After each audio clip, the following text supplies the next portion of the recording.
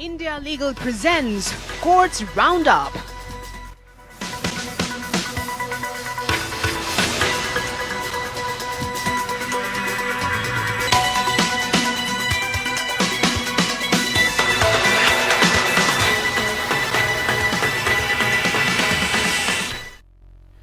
नमस्कार, मैं हूं आपके साथ रविंद्र सिंह। कोर्ट्स राउंडअप में आपका स्वागत है। इस बुलेटिन में अगले आधे घंटे में हम आपको कोर्ट से जुड़ी तमाम छोटी बड़ी खबरों से रूबरू करवाएंगे। कोर्ट की कार्रवाई और सुप्रीम कोर्ट से लेकर हाई कोर्ट और लोअर कोर्ट तक के फैसलों को आपके सामने रखेंगे। आगे बढ़ने से पहले एक नजर डालते हैं सुर्खियों पर। वन रैंक वन पेंशन भुगतान मामले पर सुप्रीम कोर्ट ने 15 मार्च तक बकाया भुगतान का दिया निर्देश। अटॉर्नी जनरल ने कहा, फाइल रक्षा मंत्रालय में है, मामले पर है नजर। कोर्ट ने कहा, समस्या हो तो अदालत को सूचित करें। पूजा स्थल कानून को चुनौती देने वाली याचिका पर सुप्रीम कोर्ट ने केंद्र को फरवरी के अंत तक जवाब दाखिल करने को कहा। सीजेआई ने कहा, याचिका की मेंटेनेबिलिटी पर सबसे पहले होगा विचार। बीजेपी नेताओं के खिलाफ हेट स्पीच मामले को सुप्रीम कोर्ट ने दूसरी बेंच को भेजा। अब जस्टिस जोसेफ की बेंच करेगी सुनवाई। अनुराग ठाकुर, प्रवेश वर्मा के खिलाफ एफआईआर की है मांग। आईसीआईसीआई बैंक लोन घोटाला मामले में आरोपी कोचर दंपति को बॉम्बे हाई कोर्ट ने दी अंतरिम जमानत। कहा, गिरफ्तारी कानून के मुताबिक नहीं हुई। रिहाई आदेश को सीबीआई सुप्रीम कोर्ट में चुनौती देगी।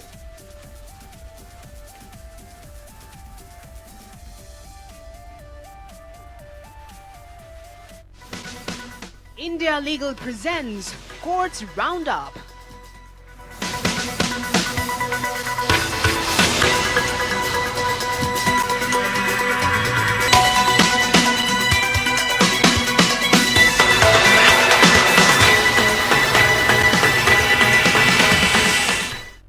वन रैंक वन पेंशन या ओआरओपी नीति के संबंध में भारतीय पूर्व सैनिक द्वारा दाखिल याचिका पर सुनवाई हुई। इस दौरान ओआरओपी के तहत भुगतान नहीं मिलने के सवाल पर सीजेआई ने केंद्र से कहा कि 15 मार्च तक भुगतान किया जाए। सुनवाई के दौरान सीजेआई चंद्रचूड़ ने कहा कि भुगतान को लेकर अगर कोई समस्या हो तो अदालत को सूचित करें। मामले में सुनवाई के दौरान अटॉर्नी जनरल आर वेंकट रमणी ने कहा कि मैं व्यक्तिगत रूप से इस मामले को रख रहा हूं और इससे जल्द ही भुगतान शुरू किया जाए। दरअसल ओआरओपी के तहत भुगतान सशस्त्र बलों के उन कर्मियों को किया जाता है जो समान सेवा अवधि के साथ समान रैंक पर सेवानिवृत्त होते हैं, भले ही उनकी सेवानिवृत्ति की तारीख कुछ भी हो।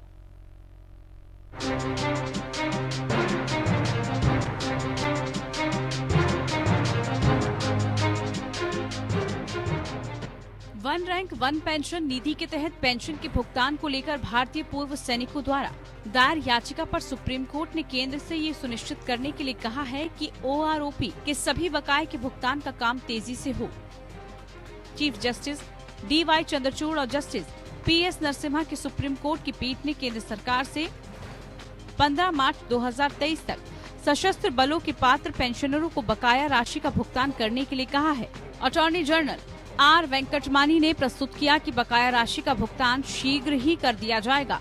अटॉर्नी जनरल ने आश्वासन दिया कि वो व्यक्तिगत रूप से मामले की निगरानी कर रहे हैं। उन्होंने कहा कि कुल 25 लाख पेंशन भोगी हैं जिनकी पेंशन सारणी अंतिम समीक्षा के लिए मंत्रालय के पास आई थी और वर्तमान में रक्षा मंत्रालय के फाइनेंस अकाउंट के पास है।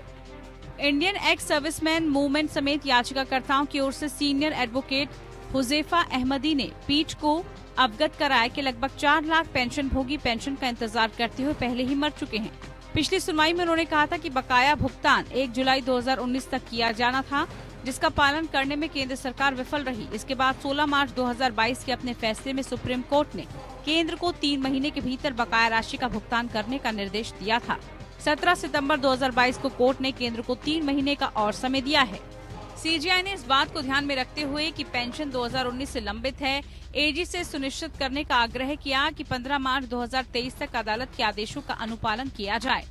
अदालत ने 16 मार्च 2022 के अपने फैसले में केंद्र सरकार को दी गई 3 महीने की अवधि बढ़ा दी थी, जिसमें सुप्रीम कोर्ट ने रक्षा बलों में वन रैंक वन पेंशन योजना को बरकरार रखा था।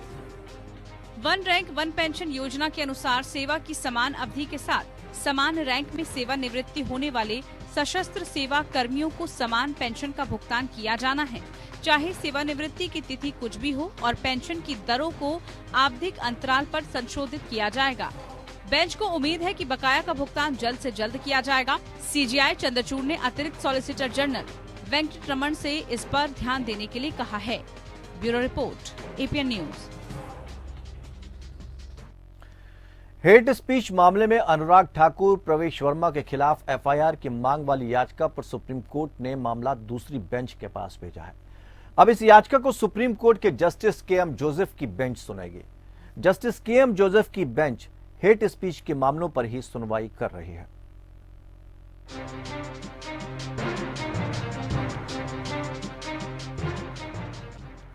सुप्रीम कोर्ट ने बीजेपी नेताओं अनुराग ठाकुर और प्रवेश वर्मा के खिलाफ हेट स्पीच के मामले में एफआईआर की मांग वाली याचिका को जस्टिस के.एम. जोसेफ की बेंच के पास भेज दिया है। दोनों नेताओं के खिलाफ हेट स्पीच के मामले में एफआईआर की मांग को ट्रायल कोर्ट ने खारिज कर दिया था, जिसके खिलाफ सीपीआई-एम नेता वृंदा करात और के.एम. तिवारी ने सुप्रीम कोर्ट में याचिका दाखिल कर एफआईआर कराने की मांग की थी। अब सुप्रीम कोर्ट ने इस मामले को जस्टिस के.एम. जोसेफ की बेंच को भेज दिया है। जस्टिस संजीव खन्ना और जस्टिस एम.एम. सुंदरेश की बेंच को याचिकाकर्ता के वकील ने बताया कि हेट स्पीच के अन्य मामलों पर सुप्रीम कोर्ट में जस्टिस के.एम. जोसेफ की बेंच सुनवाई कर रही है, जिसके बाद जस्टिस संजीव खन्ना और जस्टिस एम.एम. सुंदरेश की बेंच ने इस मामले को भी जस्टिस के.एम. जोसेफ की बेंच को रेफर कर दिया। आरोप है कि 27 जनवरी 2020 को दिल्ली के रिठाला में एक रैली के दौरान अनुराग ठाकुर ने रैली में मौजूद लोगों को कथित तौर पर आपत्तिजनक नारे लगाने के लिए उकसाया था। ये नारे कथित तौर पर सीएए विरोधी प्रदर्शनकारियों के खिलाफ लगाए गए थे। वहीं सांसद प्रवेश वर्मा ने शाहीन बाग में सीएए विरोधी प्रदर्शन पर आपत्तिजनक बयान दिया था। इसके बाद कोर्ट में याचिका दाखिल कर कार्रवाई की मांग की गई, जिसके बाद दिल्ली पुलिस ने मामले में जांच की थी और ट्रायल कोर्ट को बताया था कि प्रथम दृष्टया कोई संज्ञेय अपराध नहीं बनता है, जिस पर कोर्ट ने याचिका खारिज कर दी थी। ट्रायल कोर्ट के फैसले को दिल्ली हाई कोर्ट में चुनौती देते हुए अनुराग ठाकुर और प्रवेश वर्मा के खिलाफ एफआईआर दर्ज करने की मांग की गई थी। हालांकि हाई कोर्ट ने भी ट्रायल कोर्ट के आदेश में हस्तक्षेप करने से इनकार कर दिया और एफआईआर के लिए समक्ष अधिकारी के पास जाने का निर्देश दिया। 13 जून 2022 को सीपीआई नेता वृंदा करात ने दिल्ली हाई कोर्ट के फैसले को चुनौती देते हुए सुप्रीम कोर्ट में याचिका दाखिल की, जहां से अब ये मामला जस्टिस के.एम. जोसेफ की बेंच को भेज दिया गया है। याचिका में वृंदा करात और के.एम. तिवारी ने मांग की कि दोनों बीजेपी नेताओं के खिलाफ आईपीसी की धारा 153A, 153B, 295A के तहत एफआईआर दर्ज की जाए। Bureau report, APN news.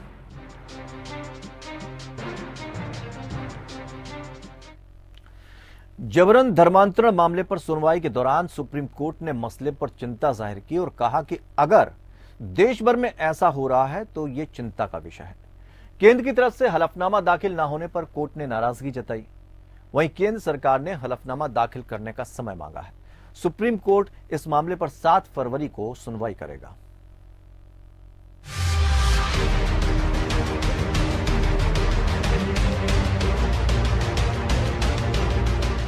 जबरन धर्मांतरण मामले पर सुप्रीम कोर्ट में सुनवाई हुई। सुप्रीम कोर्ट ने जबरन धर्मांतरण मामले को गंभीर बताते हुए लोगों को डरा धमकाकर, प्रलोभन देकर और काला जादू, अंधविश्वास का सहारा लेकर हो रहे धर्मांतरण को रोकने के लिए याचिका पर स्वतः संज्ञान लिया था। मामले में याचिकाकर्ता अश्विनी उपाध्याय की याचिका है।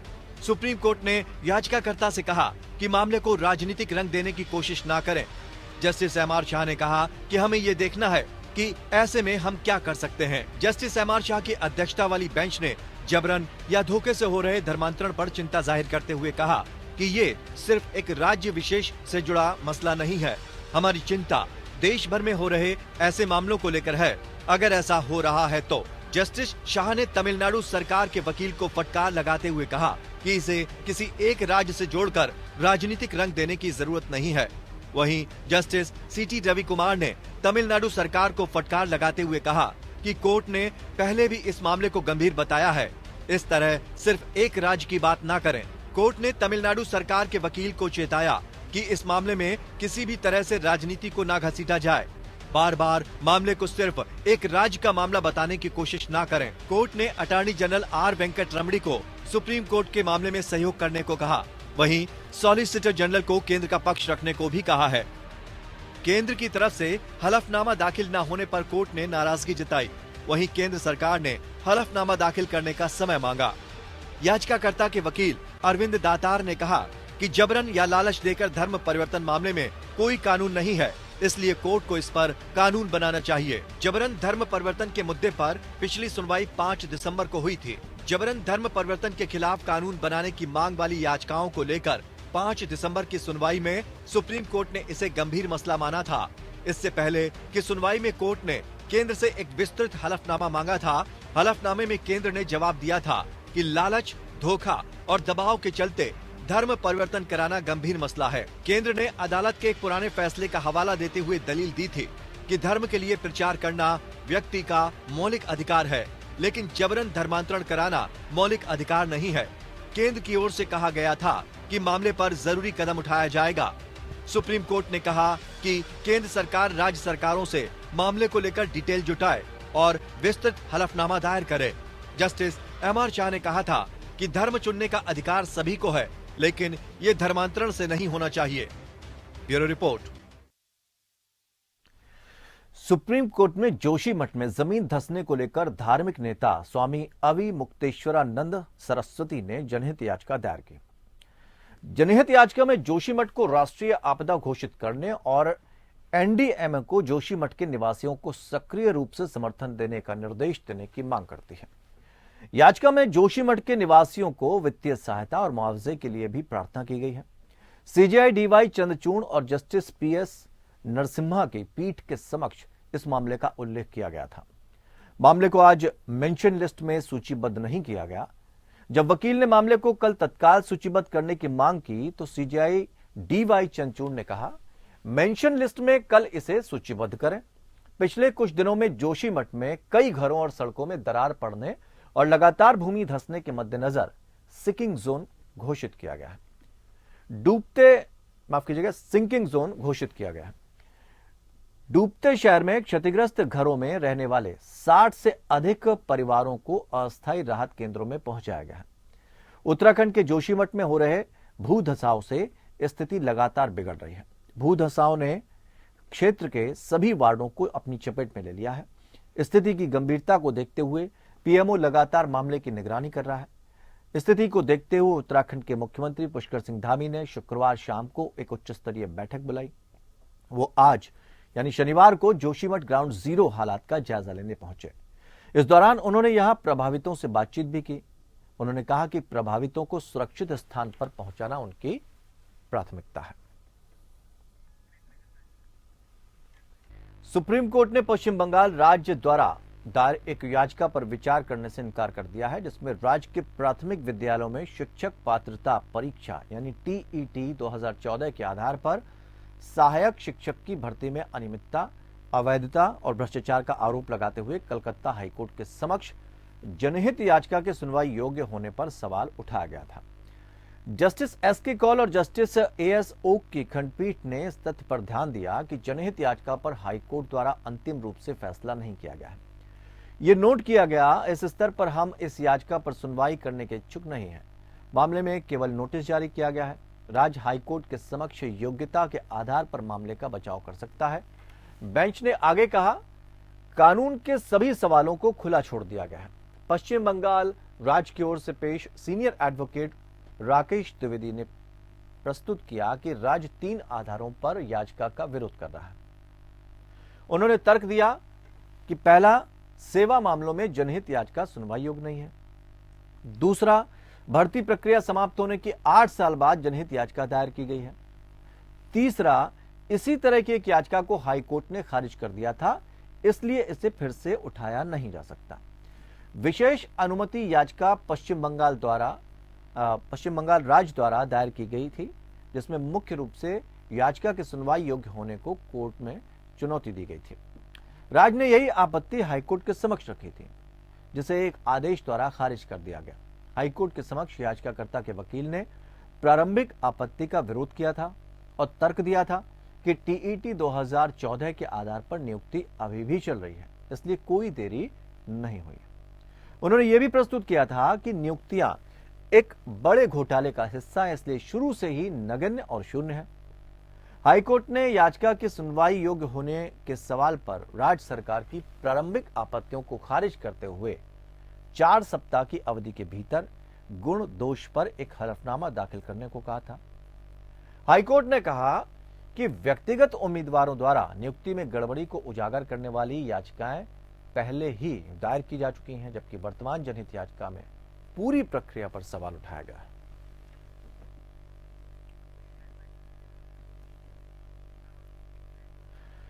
बॉम्बे हाईकोर्ट ने सोमवार को आईसीआईसीआई बैंक के पूर्व प्रमुख चंदा कोचर और उनके व्यवसायी पति दीपक कोचर को अंतरिम जमानत दे दी है। न्यायमूर्ति रेवती मोहिते डेरे और न्यायमूर्ति पृथ्वीराज के चौहान की खंडपीठ ने फैसला सुनाते हुए कहा कि कोचर दंपति की गिरफ्तारी कानून के मुताबिक नहीं है। वहीं सीबीआई बॉम्बे हाईकोर्ट के फैसले को सुप्रीम कोर्ट में चुनौती देगा।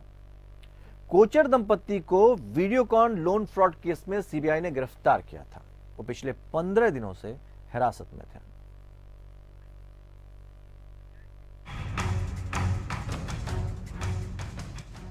बॉम्बे हाईकोर्ट ने आईसीआईसीआई बैंक लोन धोखाधड़ी मामले में बैंक की पूर्व सीईओ चंदा कोचर और उनके पति दीपक कोचर को बड़ी राहत दी है। कोर्ट ने गिरफ्तारी को चुनौती देने वाली याचिका पर सुनवाई करते हुए उनकी रिहाई का आदेश दिया है। इसके साथ ही बॉम्बे हाईकोर्ट ने कहा है कि ये गिरफ्तारी कानून के मुताबिक नहीं हुई थी। कोर्ट ने कहा कि उनकी गिरफ्तारी सीआरपीसी की धारा 41A का उल्लंघन करती है। बॉम्बे हाईकोर्ट ने कोचर दंपति को 1-1 लाख रुपए की नगद जमानत पर रिहा करने की अनुमति दी है। वहीं चंदा कोचर और दीपक कोचर को जमानत पर छोड़े जाने के आदेश को सीबीआई सुप्रीम कोर्ट में चुनौती देगी। सीबीआई ने इस मुताबिक लॉ पॉइंट्स पर याचिका तैयार की है। इससे पहले शुक्रवार को न्यायमूर्ति रेवती मोहिते डेरे और न्यायमूर्ति पृथ्वीराज चौहान की पीठ ने याचिका को आदेश के लिए सुरक्षित रख लिया था। सीबीआई ने 23 दिसंबर को इन दोनों को 2012 में वीडियोकॉन समूह को बैंक द्वारा स्वीकृत ऋण में कथित धोखाधड़ी और अनियमितताओं के सिलसिले में पूछताछ के लिए बुलाया था। सीबीआई का आरोप था कि वे जवाब देने में टाल मटोल कर रहे थे और जांच में सहयोग नहीं कर रहे थे, जिसके बाद पति पत्नी को हिरासत में ले लिया गया था। इसके कुछ दिनों बाद यानी 26 दिसंबर को वीडियोकॉन ग्रुप के फाउंडर वेणुगोपाल धूत को भी गिरफ्तार किया गया था। चंदा कोचर पर मार्च 2018 में अपने पति को आर्थिक फायदा पहुंचाने के लिए अपने पद के दुरुपयोग का आरोप लगा था। चंदा कोचर उस कमेटी का हिस्सा रही जिसने 26 अगस्त 2009 को बैंक द्वारा वीडियोकॉन इंटरनेशनल इलेक्ट्रॉनिक्स को 300 करोड़ रुपए और 31 अक्टूबर 2011 को वीडियोकॉन इंडस्ट्रीज लिमिटेड को 750 करोड़ रुपए देने की मंजूरी दी थी। कमेटी के इस फैसले में बैंक के रेगुलेशन और पॉलिसी का उल्लंघन किया गया था। प्रवर्तन निदेशालय ने मई 2020 में चंदा कोचर और उनके पति से करोड़ों रुपए के लोन और इससे जुड़े अन्य मामलों में पूछताछ की थी। ये लोन आईसीआईसीआई बैंक ने वीडियोकॉन को 2009 और 2011 में दिया था। उस समय चंदा कोचर बैंक की एमडी और सीईओ थी। इस मामले में सीबीआई ने भी एफआईआर दर्ज कर जांच शुरू कर दी थी। मुंबई की विशेष सीबीआई अदालत ने गिरफ्तारी के बाद कोचर को सीबीआई की हिरासत में भेज दिया था और बाद में 29 दिसंबर को उन्हें न्यायिक हिरासत में भेजा गया था। इसके तुरंत बाद कोचर ने बॉम्बे हाई कोर्ट में अपनी गिरफ्तारी को चुनौती दी थी, जिसके बाद सोमवार को इस मामले में फैसला सुनाया गया। Bureau report.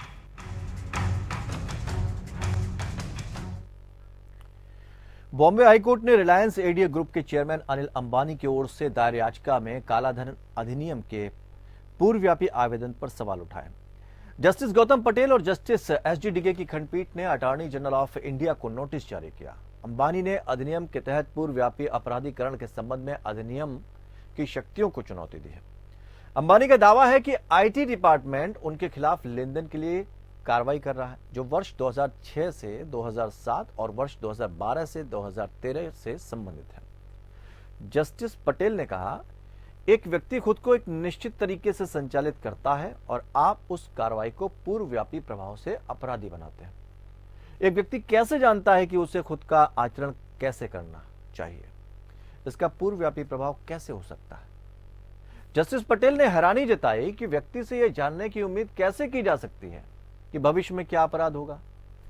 अंबानी की याचिका में स्विस बैंक के 2 खातों में कथित रूप से करीब 10,000 करोड़ रुपए की राशि का खुलासा नहीं करने को लेकर जारी आयकर अभियोजन नोटिस को रद्द करने की मांग की गई। 814 करोड़ और रुपए के कर की चोरी हुई, 420 करोड़। इन नोटिसों पर पहले कोर्ट ने रोक लगा दी थी। कारण बताओ नोटिस 8 अगस्त 2022 को काले धन यानी अघोषित विदेशी आय और संपत्ति, जिसे हम काला धन कहते हैं, इसकी धारा 50 और 51 के तहत और कर अधिनियम 2015 बीएम अधिनियम के अधिरोपण के तहत लगभग 420 करोड़ रुपए की कर चोरी का आरोप लगाते हुए जारी किया गया था। सुनवाई के दरमियान आयकर विभाग के वकील ने रिकॉर्ड पर जवाब में अपना हलफनामा प्रस्तुत करने का प्रयास किया। हालांकि कोर्ट ने कहा कि इसे रजिस्ट्री में दाखिल किया जाना चाहिए, ये देखते हुए कि अधिनियम की शक्तियों को चुनौती दिए जाने के बावजूद अटॉर्नी जनरल को नोटिस जारी नहीं किया गया था। अदालत ने आवश्यक आदेश दिया। नोटिस 13 फरवरी को वापस किया जा सकता है और मामले की अगली सुनवाई 20 फरवरी 2022 को होगी। अदालत ने अंबानी को अंतरिम राहत तब तक जारी रखने का निर्देश दिया।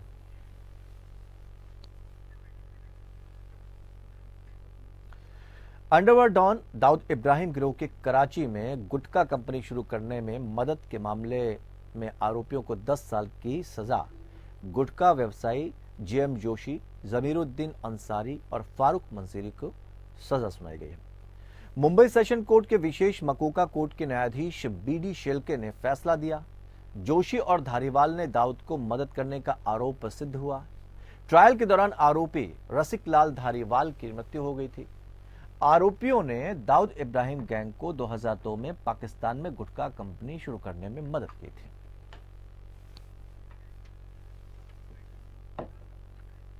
तो कोर्ट राउंडअप में फिलहाल इतना ही, लेकिन खबरों का सफर लगातार जारी रहेगा। जुड़े रहिए हमारे साथ।